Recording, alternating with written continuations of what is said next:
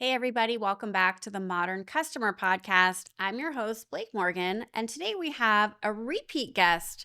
We have Jenifer Robertson, the Executive Vice President and General Manager of AT&T Mass Markets and AT&T Mobility. Jenifer was on the show in 2019 when she was the President of Field Operations. AT&T has more than 140,000 employees, and Jenifer leads the team responsible for AT&T's mobility and consumer wireline businesses, providing simple solutions that connect customers at home, at work, and on the go. Over her 23-year career at AT&T, Jenifer has served in a variety of leadership roles, including becoming the first Chief Customer Officer at AT&T. Jenifer serves on the board of directors for the CTIA and GigaPower, a platform helping close the digital divide by providing fiber internet service in select metro areas. Today we're talking about AT&T's approach to customer centricity, how AT&T uses AI to enhance the customer experience, and how to handle customer experience at such a big and diverse company as AT&T and always keep the customer at the heart of every decision that is made. Please enjoy Jenifer Robertson. Jen, welcome to the Modern Customer Podcast. It's so nice to see you again because we did speak about 6 years ago when you were in a different role. Let's hear for our audience that maybe didn't hear that podcast and don't know you a little bit about your transformation and what role you're in now. Excellent. It's so good to see you again. Thanks for the invitation. And I am currently the Executive Vice President and General Manager here at AT&T for the mass market segment. So I have the privilege of leading the team that is responsible for our AT&T wireless customers and our AT&T residential customers, bringing wireless and fiber to connect customers to what matters most to them. Yes, and you have had the privilege of being in a chief customer officer role prior, and now you're in a different role. Can we just hear about like why the move and how this role in mass markets is different than what you were doing prior? Sure. The chief customer officer role was at the beginning, actually, of our customer centered journey back in 2020. John Stankey became our CEO and refocused the company on becoming a connectivity provider and challenged us to become the leading connectivity provider and really focused us on 5G wireless and fiber and said our challenge was to center ourselves around the customer, improve their experience, and organize the company across network, across customer care, across our products and our distribution, and bring all of those efforts together to improve what we deliver customers. And I was the company's first chief customer officer, trying to design those experiences and journeys as all of my counterparts were improving and doing tremendous work in those various organizations. And then I had the opportunity to step into this leadership role with mobility and then eventually with our fiber products, leading the P&L and able to lead the teams that both sell and serve those customers. And so it's an ability to put a lot of years of experience and a lot of years of being on the front line serving customers together, and both have the responsibility for the revenue, but also serving our customers. So at a company like AT&T with so many customers, part of the challenge of customer centricity is to always zero in and think about the individual customer. And you have so many millions of customers. How do you do that on a day-to-day basis? It really is. You've hit the nail on the head. It's about putting a name and a face to every single customer. It's about of customers as the human that we serve, and really making them count. And I was just having this conversation this morning. Actually, you can't make it percentages. You can't look at this as an average. You have to drill in down to a market level, down into a town, down into a neighborhood, and understand the unique characteristics of those neighborhoods, of the individuals that live there, and of actually what customers are coming to expect of us, the personal, the individual, personalize that experience, personalize the products that we are delivering for them, and making sure customers understand that we hear them, we value them, we understand what they need, and we're willing to go out and reach out to them individually to deliver that, even at scale across massive amounts of consumers. And technology advancements that are coming forth are allowing us to do that better and better. But it is a journey, and we get it right a lot of times. We don't always get it right, and so what's really important is to understand when we get it wrong, how do we make it right for that customer proactively, and how do we take that learning and feed it back to the top of our product funnels, to the top of our experience funnels, and correct it so we can get it right the next time. So you were prior in field operations as president, and now you're in this role. There has been so much technology transformation, and even just the last 18 months, it's a lot. How has your role changed as these new technologies like AI have come into play? Yeah, that's another one. When we first had the opportunity to talk, it was the early AI ML language models that were coming in, and we were applying those to operational efficiencies in our field operations teams with our technicians. And that was a lot of productivity savings, and it was starting to improve customer experience. But over the last 18 months, what I would tell you is massive amounts of improvements in our customer service teams. We've been on that journey for about 3 years, bringing AI into our call center space. And really, over the last 18 months, the ability for us to take what our AI technology has done and learned in our customer interactions and watch how quickly that technology can advance itself, improve the interactions both directly with our customers, those virtual experts that are interacting with our customers, whether that's completely self contained in our IVR systems, handling customer questions, whether that's on bills or technical issues. And also those virtual experts sitting side by side with our human experts, helping them advance through calls, prompting them with knowledge or prompting them with the best next action. We are watching those virtual experts learn so quickly that it is both shedding calls and handling for customers what we used to have a human do, and handling it more consistently and more accurately, or helping our human experts resolve those issues more consistently and do it right the first time, such that the human expert can focus on the customer rather than the technology that they used to have to navigate. Yeah, I can imagine that AI has really helped to catapult your ability to solve frequently asked questions quickly, to plow through what the customer is actually needing and know that before you actually hear from them. Have you seen any results that you could share with us about how AI has helped you gain efficiencies or solve customer experience gaps? What I would tell you is we absolutely see customer satisfaction increasing. We see improved first call resolution rates. We see self containment or call containment, such that the virtual experts can resolve the issue before it goes to a human. That is increasing. So, resolution, if it gets to a human expert, more fulsome containment before it gets to an expert. Those are two critical factors that we measure.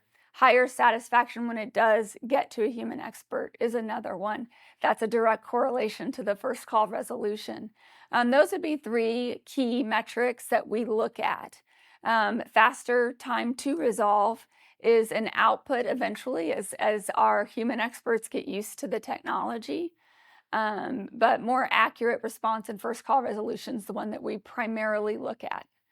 Has AI impacted your approach to how you handle what's happening in the retail stores? Because I know sometimes, like even the people working in the AT&T retail store, sometimes they call customer service as well. Like, could you share anything about that strategy, about the retail store experience, and how AI has been helpful or not? Yeah, I think we are. AI in retail is one of our next steps as we evolve on this journey. There were very natural spaces with our field technicians doing install and repair with our call center technology. Now we're on the journey to bring that into retail. There's some natural places as customers come into stores and as we talk about customers checking in and having a singular view across all of our different channels and providing an omni-channel single snapshot of the customer and recommending the next best action. That's a very natural progression across channels that makes sense. Personalizing those recommendations, that's a nascent opportunity, but one that we're looking at. I would tell you knowledge management is a key piece for us as we look at AI and the ability for us to have both common knowledge management tools, but the ability to more quickly search those and then recommend for our human experts, regardless of channels. Those would be some easy first use cases. And then as we get more advanced with the tools in our retail stores, we'll be able to bring more and more use cases there. Absolutely. One of the things another client has asked me about that I'd be interested to hear from you, because I think you guys are like similar size companies, is basically when you have hundreds of teams, dependencies, how do you prioritize and optimize investment and make the product life cycle more efficient? Yeah, I think, that is all about what does the customer need? What are the biggest pain points for the customer that we're trying to solve on the journey? And we have more and more across this 5-year process, and we try to get better and better with each iteration. We've looked at this customer experience journey across the converged life cycle. We have said, and customers have told us that they prefer to be converged across fiber and wireless. Nearly 80% of them tell us that. And so, as we bring those assets together with wireless and with fiber, we've then brought the customer experience together, the products together. And that brings us closer then to this omni-channel view, which technology has us closer to. It's not just a word anymore, but this single view of the customer across a digital environment, across a mobile app environment, and then into various retail, physical points of distribution, call centers, et cetera. And so having that view of the customer, understanding where their pain points are at every single point in their journey and at each touch point with us helps us prioritize. Where do we have the biggest opportunity to resolve friction for them? Is it a product solution? Is it a network solution? Is it an experience solution? And then we put it in towards how do we allocate the capital to solve for it? And at the end of the day, that's capital that goes towards our network investment or our technology investment. I love that. It seems like customer experience is something that you guys are taking very seriously, all the way up to the top layer of the company. Would you say across the company there's alignment on how you would define customer centricity? I would tell you that there is alignment on everybody is focused on the AT&T guarantee. And when we made that public in January of this year, that was this seminal moment where we made this bold promise publicly, but it was also a bold promise internally. We had been on this journey, as I keep saying, but we were on this journey internally, Blake, because it took us a while to get our own heads around, okay, we're serious.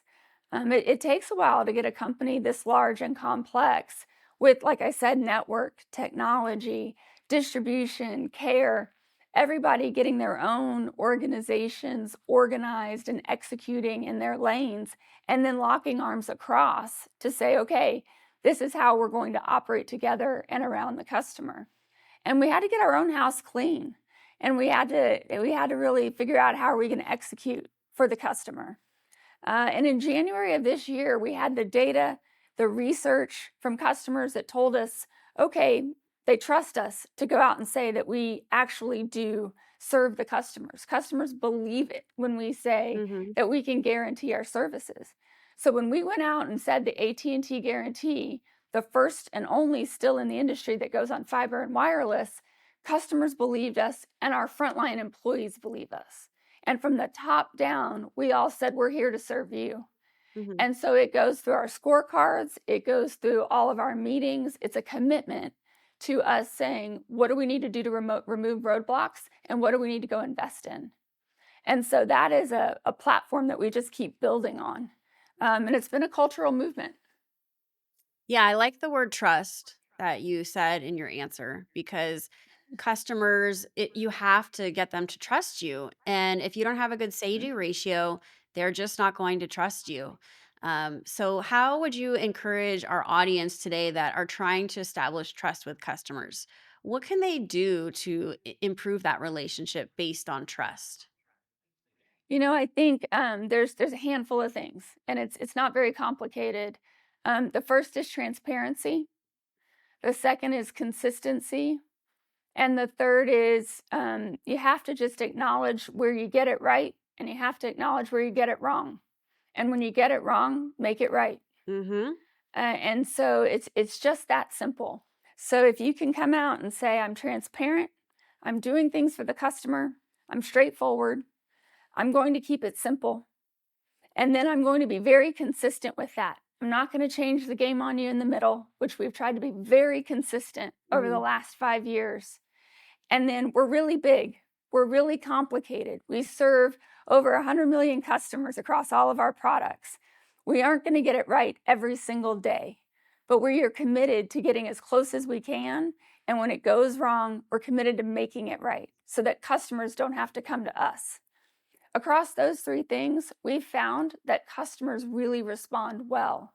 And even when we get it wrong, we've seen that when we proactively make it right, they give us the credit for that, and they actually are more satisfied. So those three things build trust. And if you can show up, be transparent, be consistent, and make it right when you get it wrong, over time you win that trust.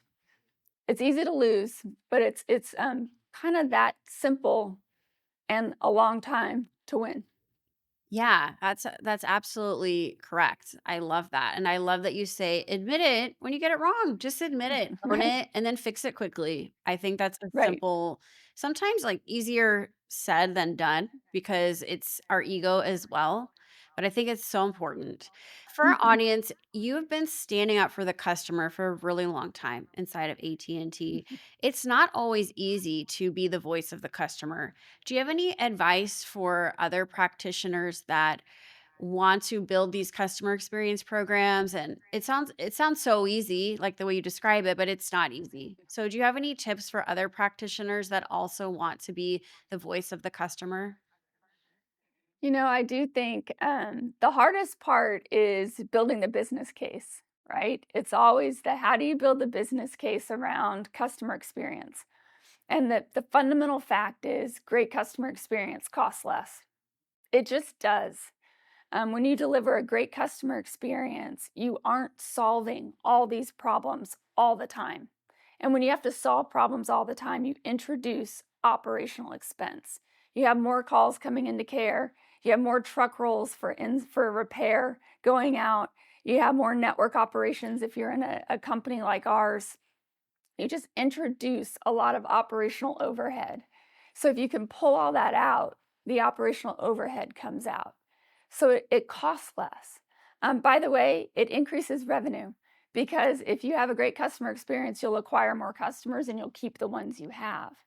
But proving that on paper is really tough. And so we've had a lot of fits and starts. What I would say is there's a couple of approaches, and you kind of have to go at both in parallel. There's some grassroots efforts you can do that will prove it at a small scale. I've tried in the past starting first call resolution call centers. Just do a trial. Pull the average handle time metric off, pull all the other metrics off, and just tell them the only thing that they have to do is first call resolution Mhm. and see what you can do to prove that it costs less. Kind of a grassroots effort. The second is you can do what we did 5 years ago and from the CEO down, align the whole company and get a massive multi organizational effort going. That's going to be harder. It's going to take a lot of, again, fits and starts because you've got to stakeholder that and get an organization company wide program going. But once that picks up steam, it's amazing how fast it snowballs and people get on board. But that takes some elbow grease. So doing both at the same time probably helps your odds. It really feels like for someone like you, having the support of the CEO and the leadership team, it's like there's nothing you can't do when you have that C-level support. Like it's just so clear. But I think that's where a lot of big companies it's just a lot of like you said, stop and start. We say we want customer centricity, but then when the bills come or we have to do something hard, then it's too much. So I'm so happy that you're supported and you've been on this journey, on this trajectory.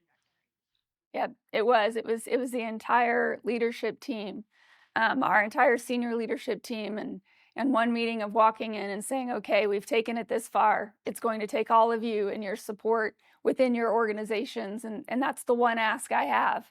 And there wasn't a debate. It was an immediate, "Yes, we've got it," and it was a turning point. It's interesting because I am an AT&T customer and I have been for years since I moved to LA. And I live in a place where there's not, like, a ton of providers, but AT&T, you guys have us covered. We live in the mountains. But I also had the chance a few years ago, unrelated to you, to present to the leadership team. So I think I was actually part of this journey where they say, "Oh, let's bring in this customer experience author, Blake, and have her present." And then I love to hear the questions. So I personally heard the questions of the leadership team when I presented my customer experience story, and then I could see the wheels turning, and so I know I can vouch that I can see the work is being done. And you didn't even know that I did that. So this was not set up. Exactly, um, exactly. let's talk about the next few years. And there's just so much change with technology. What's important to you as we consider improvements in AI and technology and what you're continuing to try to do with customer experience? Yeah, I think it's literally that we just cannot stop. I think the biggest risk we have is thinking our job here is done. And the answer is it's never done. Customer expectations don't slow down. It's not like customers get easier. They absolutely, our expectations continue to rise every single day. And so we have to keep our eyes and our ears open. And AI in particular gives us such advantages to being able to do that 7 by 24 and so much easier than we would previously have been able to do. So, as interactions shift to our virtual experts, to digital, our ability to grab that data, to assess it, to assess sentiment, and then feed that back into our various work streams, whether that's product development, whether that is pricing and offer strategies, whether that is how we execute with our distribution strategy, to take that full circle and do a closed loop system is just, we have the ability to do that so much quicker and be more nimble than we've ever been able to do before. And to slow down on that opportunity or to get complacent would be the biggest risk we would have. And so staying out ahead, I feel like we've got a head start here. But to fool ourselves into there aren't footsteps behind us would be just a real risk. And so that's the piece that I go out with the team and say, okay, what's next? We've Mhm. solved these pain points. What's the next one on the list? And how do we engage with customers and continue to hear more? How do we innovate more? That's the part that energizes me, but also has a healthy sense of paranoia. You're right. And bringing the technology in to help us with it is key. Yeah, and as I think about your product, I don't know if there's any more important product out there than connectivity today. It's literally our livelihood, being able to connect and make phone calls and all the other products you sell. Like it's a tough business, but it's really important to customers. It is it's both it's a very rewarding place to be because we love offering the product, but you also can appreciate the meaning it brings to customers. And so, natural disasters or times of need, we certainly appreciate the service we provide. And you can come to work and know that you are providing a benefit, and there's this heart of service here that also builds trust in communities. Back to your earlier question, pick a time of need. You're in LA. Certainly the Yeah. wildfires earlier this year. I'm from Central Texas. We're here based in Dallas with our headquarters, but floods in Central Texas near my hometown Mm, recently. yeah. Those are moments where we show up and we're the ones that are out there and, muddy tires and fixing and providing cell service and helping first responders. And so those are the moments where you appreciate not just how we serve customers, but the fact that we're in there, and really serving the communities, and that makes a difference, and that brings a different level of commitment internally, that's very rewarding. Well, I can say as a Los Angeles resident, thank you, because, January was very scary. And it is nice to feel like this invisible kind of brand is on your side, like doing work behind the scenes to protect you. Even though we might not see your providers, your field operations, like they're working in the background, so we can send that text, we can make that phone call and feel safer. Yes, all kudos to our first responders there and to our network teams that help them. It's impressive work. Yeah, absolutely. Well, I think that's a perfect note to end on before we get to know you a little bit better, Jen. How does some rapid fire sound right now? Oh, let's do I it. hope it I'm a sounds little good. nervous, though. Okay, well, it's okay to be nervous. That's part of the fun. I'm supposed to make you a little nervous because they're quick Okay. questions. Okay, so we're starting off, Jen, with your morning routine. Tell us about your morning routine.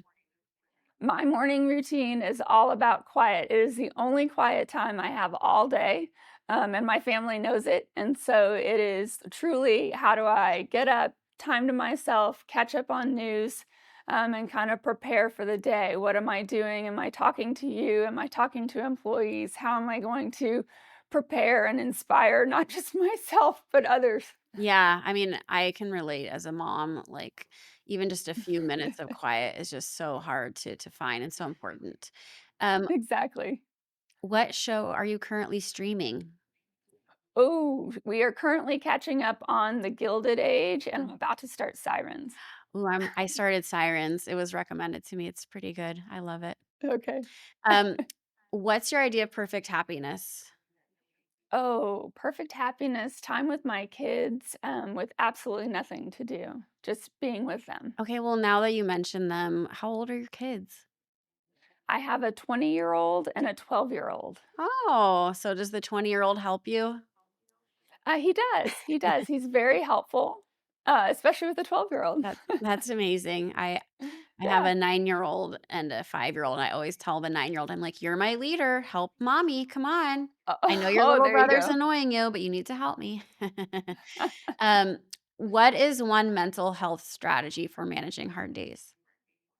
That for me is back to quiet time. For me, that is how I recharge, reset, and a lot of times that's in the car. I have a long commute, and so oftentimes I'll find it. I'm either doing an audiobook or a podcast, or I'm catching up on calls. And I find when I really need it, I won't do any of that, and I'll just keep it radio off Mhm. and phones off and just reset Mindless. before I get home or I get to the office. Yeah, absolutely. What's your favorite type of vacation? Oh, beach, hands down. That was easy. If you could have lunch with anyone dead or alive, who would it be? My grandmother. And if you had to describe your outlook in one quick motto, what would it be? Oh, my outlook. It always gets better. I love that. That's amazing. Yeah, It reminds me of mine, which is basically everything is going to be okay. I say that all there the you go. time to my whole family, to myself. Everything's gonna be and It'll all be everything's always okay. getting better. Maybe I'll add that as well because I like that optimism. All right, Jen, this has been so fun. Thank you for stopping by the Modern Customer Podcast. Likewise, so good to see you. Yes, and as you know, I am a customer, so thank you for everything you do so I can talk on my phone all day because I love talking to my friends. And Thank you thank for being a customer. absolutely. And hopefully you'll stop by again. And everybody, you've been tuning into the Modern Customer Podcast. Thank you for watching and listening. Please don't forget to like or subscribe and follow my social content on other platforms where I post content daily, including X, Instagram, LinkedIn, TikTok, and more.